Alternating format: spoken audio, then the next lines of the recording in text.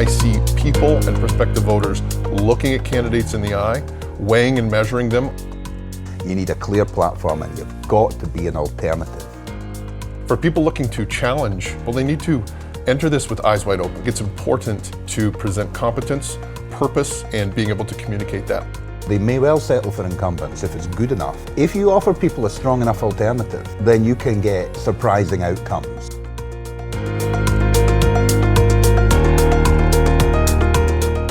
Hello London, I'm Matt Brown and you're listening to the Matt Brown Podcast. It's a show about all things local and maybe some other stuff too. The 2026 municipal election is nearly upon us. At the beginning of May, candidates, both sitting members and challengers alike, will start registering their campaigns down at City Hall. And then the race is on. This means it's time for another political panel to provide some analysis about what's happening right now and what we can anticipate to happen in the weeks and months ahead. I'm going to tell you all about it right after this. Discover London Bicycle Cafe. It's the perfect time of year to take a break on their spacious patio, featuring craft beer, espresso drinks, snacks, meals, and more. London Bicycle Cafe at the Forks of the Thames. See you soon. Running for a seat on a city council is not for the faint of heart. It's a grueling, months-long endeavour. Picture knocking on hundreds of doors every day, thousands of doors every month. You're meeting and speaking with thousands of residents right up to election day, and you're sharing your message as far and as wide as you possibly can. These days, there's a whole digital element to campaigning too. And that means that when a serious contender returns home after a long day of campaigning, they're likely to fill the rest of their evening and their early morning hours too, answering online surveys for this interest group or that one, posting key messages on social media, returning residents' calls, and answering emails too. And after all this work, based on the odds, you might not even be hired for the job. For successful candidates, the reward in terms of public service is significant. And so is the workload. Most members of council work impossibly hard. They attend meetings during the day, they attend many events during the evenings, and on weekends, well, they attend community events and they do constituency work. And among all of this busy, they also have to find time to respond to emails and calls from their constituents. They have to read hundreds, sometimes thousands of pages of reports to prepare for upcoming council, committee, board, or commission meetings. And in short, they make many sacrifices to their constituents and to their community. Now keep in mind that these 4 years of hard work are then followed by, you guessed it, another months-long, grueling job interview. It's democracy, and it's beautiful. London is on the cusp of the 2026 municipal election. And as I said off the top, it means that it's time for our political panel to join us to provide insight and analysis to help you understand the process a little bit better. Nathan Caranci and Mike Donachie are two London leaders who are joining us today. Nathan is a political insider who has worked many municipal campaigns as well as many conservative campaigns provincially and federally. He's also the newly appointed executive director of the London Property Management Association. Mike is a communications leader and a journalist. He's an engaged Londoner and he's been one for many years. He's also a former City Hall reporter for Metro London newspaper, and he writes about municipal matters here in London as a public interest reporting project. So let's go. Nathan, Mike, welcome to the show. Thank you, great to be here. Thanks, Matt. So let's jump right in. Nominations for the 2026 municipal election open at the beginning of May. It's happening here in London. It's happening right across Ontario. And things here in London are about to heat up. We know that 13 of the 15 members of council, the incumbents, have said they're throwing their hats back in the ring. So let's focus on ward races first. Nathan, from your perspective, what does this mean for the folks thinking about jumping in and challenging an incumbent? Well, the incumbency advantage absolutely exists, and it exists for a reason. You have somebody who has run before, they've secured election, they've convinced a majority of people who voted to vote for them. So they've also had 4 years on top of that, at least, by the way, of an opportunity to try and serve their community, build new bridges with new people, and really just demonstrate their ability to function in the capacity as councillor. Some people are better off at that than others, of course, but just with that advantage of recognition, of familiarity, there is an advantage. For people looking to challenge those people, they need to enter this with eyes wide open. They need to understand that there is an advantage, and they need to clearly understand what it is that they want to offer the community that the incumbent doesn't offer already. Because if you're not able to understand that yourself, you're not going to be able to communicate that to people, and it's a recipe for failure. But if you do understand that yourself, you're able to communicate that to not just your close friends and colleagues, but then beyond after that. I think it is it puts you right in the conversation of being able to communicate. Okay. Now let's switch gears and we'll focus on the incumbents, Mike. It's been said often that challengers, they run on change, and incumbents almost always run on their record, good or bad. What should the incumbents be thinking about these days? Well, I mean, in an ideal world, your incumbent can run on their record. But also we hear from the rebel incumbents who love to say, I've been here all these years trying to make a change, and frustratingly this. We're going to hear that a lot, I think, this year. It's a hard sell to say, hey, look, isn't it great? And to say, hey, look what we did.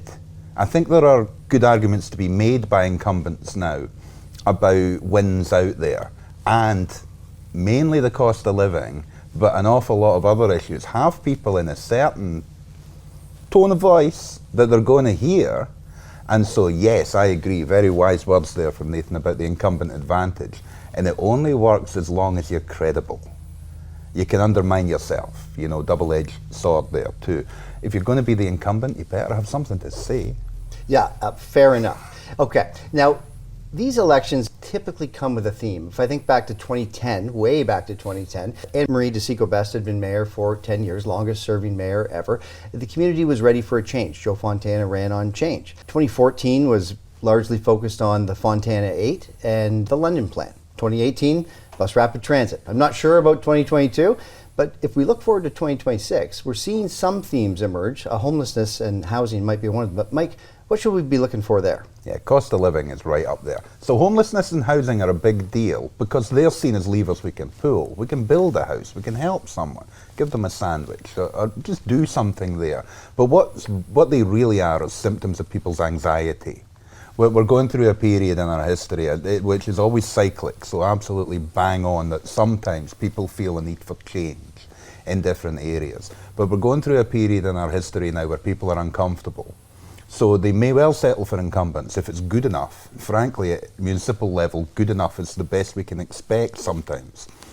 But so good enough is part of it, but also if you offer people a strong enough alternative, then you can get surprising outcomes. You can have councillors who say things. You can have politicians who aren't necessarily ready to work with others and who are instead outliers. And I think there's a real risk of that happening this time. If people don't have clear messaging, don't understand how they are going to be public servants, how they're going to bring public benefit to those people there, and also understand what people are feeling. The cost of living is a killer.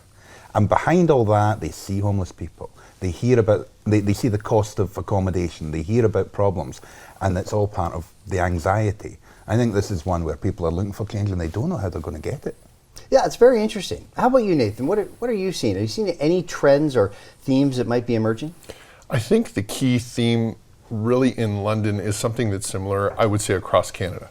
And that is focusing on competence and stability. We are in a world now, I would argue, since 2010, as you had referenced, where we're probably globally a little bit more insecure, not knowing what tomorrow is going to bring than we have been before.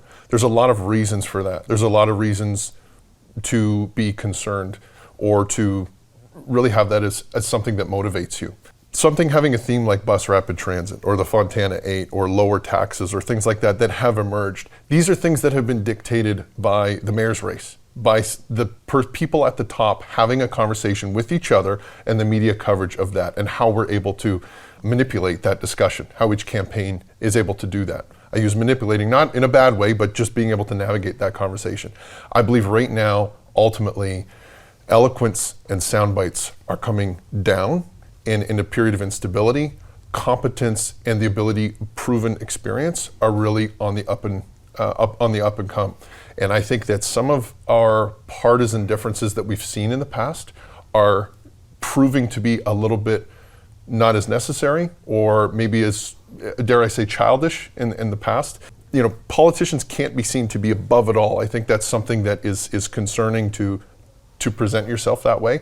But I think it's important to present competence, purpose, what you're wishing to accomplish, and being able to communicate that. I don't see an overarching theme.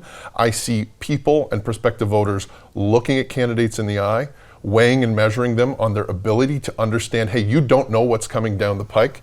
Are you going to be able to respond to something that you're not necessarily prepared for using your abilities and your demeanor as it currently is? Okay, fair enough. So you've both mentioned experience, and I find that interesting because well over 2/3 of this current council has put their hat in the ring for the next council. So they are running on their record in most cases. And is there any issue or decision that has been made that might be sort of discussed at the door? Like I can think of a council pay increase from $66,000, I think, to what'll top out at about $104,000 at the end of the term. Housing homelessness we talked about. The record-setting 23.5% cumulative tax increase from this council. Downtown vision. Anything stand out? Yeah, there's going to be numbers quoted. Full-time councillors, how much do you get paid? There is a feeling of frustration and a feeling of powerlessness in our electorate right now.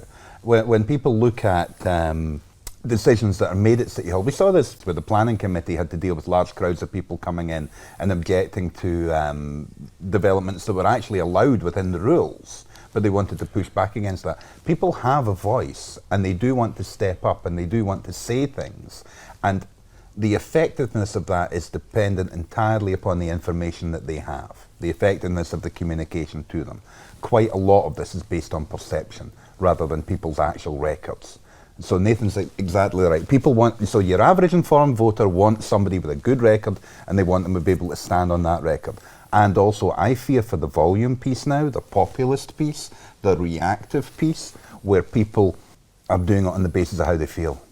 Fair enough. Okay, Nathan, we've got about a minute and a half before our break. How about you? Well, I would say that, again, you look at just the last couple of mayors with former Mayor Ed Holder and the current Mayor Josh Morgan. These people ran on their platforms. They had ideas. They convinced the electorate to trust them by the wisdom of their platforms and the competence of their selves to be able to be the mayor. But Ed Holder was not running understanding that there would be COVID that would pop up in 2020 halfway through his mandate. Events, dear people, events. Events, exactly. Mayor Morgan did not know that he would be blessed or cursed with the prospective strong mayor powers that he was given. He did not know a number of things that had come up. This trade crisis that we have positioned uniquely right in southwestern Ontario, a couple hours from the border that we have in North America. These are things that are not thematic. These are things that are not necessarily you're going to hear at the door during an election. But I think that at this point, people understand we don't necessarily know what is on the horizon. We see people with plans. Can you deliver me a plan? Show me that you have a plan of action.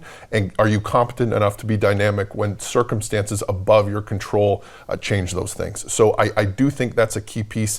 In terms of the things at City Hall that have come up, Mike's right. Development has been a big issue. Some of the funding for social service agencies and neighborhoods, these have driven a lot of attention on both sides of the argument. Will we have a race that will bring out these types of issues? That remains to be seen. But there's certainly an opportunity to have that discussion, and any young and enterprising politician or aspiring politician has the opportunity to do that if they would like to.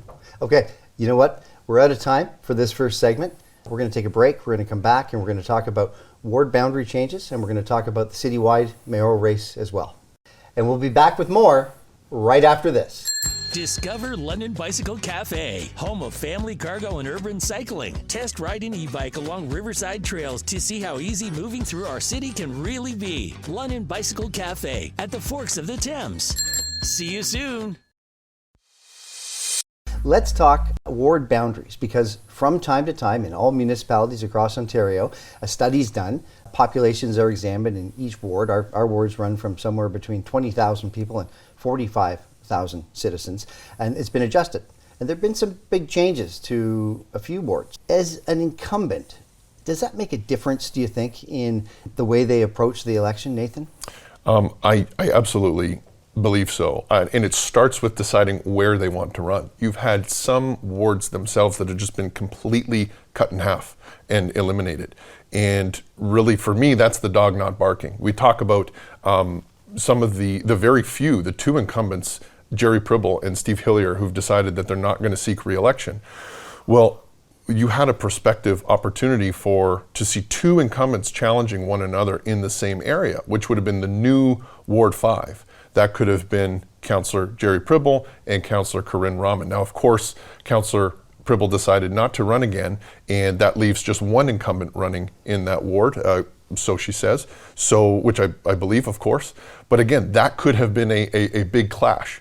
So that also leaves this new Ward 7, which is a pretty powerful, historically, ward, and there's going to be no incumbent there. So you've got very low-hanging fruit for, again, young, enterprising politicians who might be interested in running. So it definitely affects a lot of things. You're going to be, as an incumbent, introducing yourself to brand new people, and you're also going to be saying goodbye to some people who are no longer in your ward. So it is something significant, and incumbents would be wise to understand that before they start knocking on doors themselves. Okay, great. Mike, any awards that you're watching closely? Well, 4 is a really important one, but also let's talk about what an incumbent is, first of all, because Nathan's absolutely right. Corinne Rahman is not an incumbent in the ward in which she's going to run. So if you think about incumbency as a matter of habit, oh, I always vote for them, or it's part of the decision-making process that brings you some comfort. If it's someone that you don't actually know, maybe it's relevant that that person has some experience and isn't entirely a rookie, but it's not the same as the habit vote, which is the strongest part of an incumbency vote. So yeah, absolutely, that ward's really interesting. And Ward 4's the other one. So Ward 4 currently is Susan Stevenson. Classic battleground over many years in all sorts of different ways. There are lots of interesting names have come through that ward, notably Stephen Orser, who was very much a blue-collar councillor. Now that ward is changing, and the main way it changes is it loses Old East Village. It loses the bottom end of its socio-economic spectrum. And so its voting profile changes. There's a lot of work to be done over the coming summer where we unpack some of these wards, we understand the demographics of some of those wards, and remember often, because last time 25% of people even bothered to vote. So we're on a knife edge with some of these numbers as well. But Ward 4's the really interesting one, because that has very much been the power base of your working class councillor coming through. And that's about to change, that's cutting too. So okay. Anything can happen. Well, stay tuned on that one.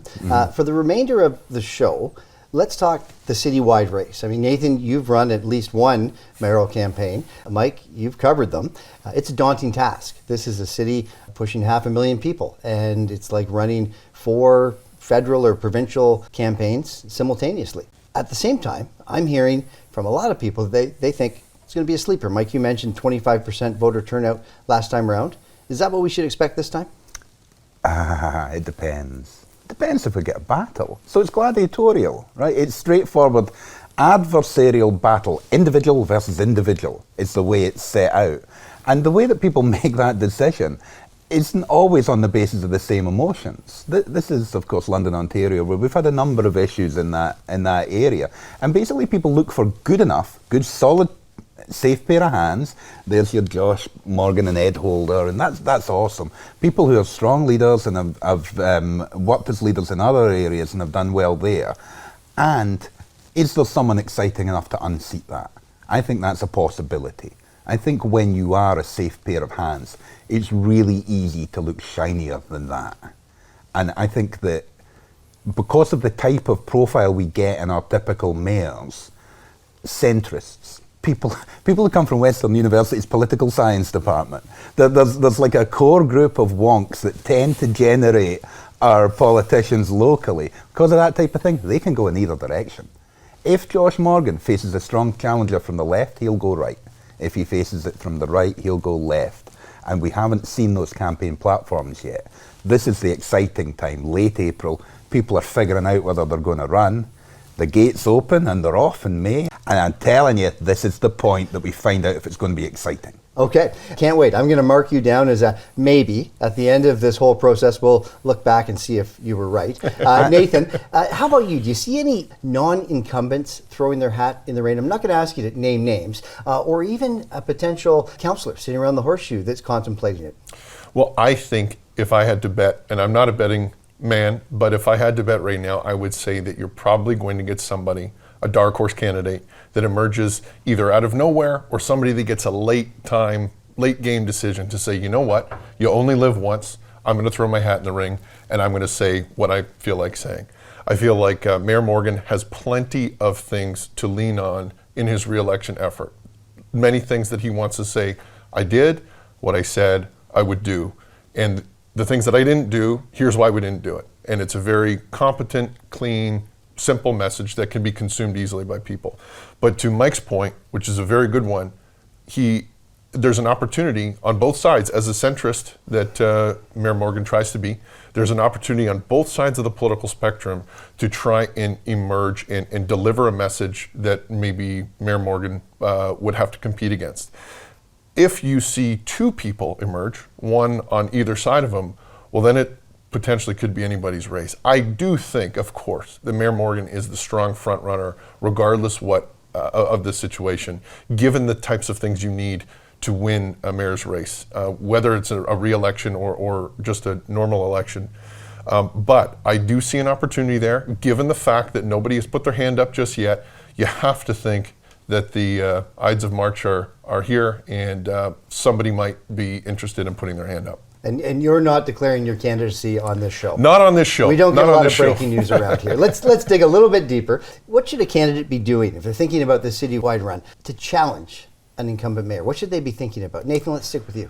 I think the number one thing that I would say, and you might not hear this all over the place, but is understanding your purpose as a candidate. I've seen so many candidates enter thinking, I want to do this is something I've always wanted to do, but not fleshing out, not just your message or your tactics or your strategy or who I'm going to raise money from or who I'm going to ask to knock on doors with me or where my strategy is going to be. Why do you want to do this? What do you want to offer the people? And what are you providing them in return for their vote?